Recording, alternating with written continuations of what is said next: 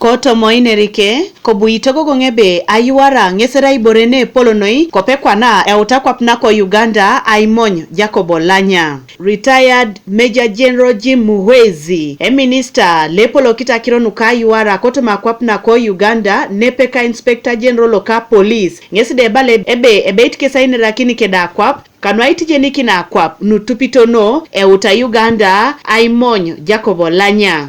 Ido ainapeta kirenu kaida keside losio aitodi koto malamlamunu kwa pokono ko Uganda. Ido kobuyata.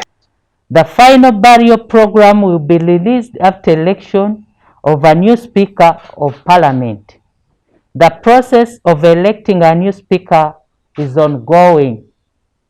The subcommittees of the National Organizing Committee are going ahead to plan for activities of a befitting send-off as directed by His Excellency the President of the Republic of Uganda. Kobuyata kebe airapete na apolo na ko Uganda ngeselo sa apolokin ainapeta kerenu kaida iyo kengo Olanya alaije orekeleja imuyenga Kampala nepeka alaije ochalo nebeita idaiki ningesi omoro ido airapete ngesada sekun egangito kokere lwelo sete aitodoliki na ainapeta nwe puchita lo.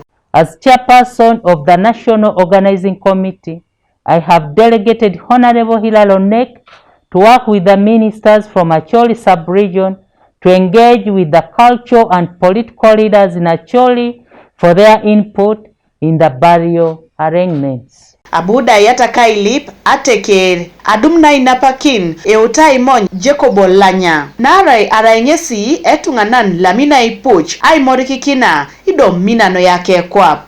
I appeal to the public to be calm during this trying time.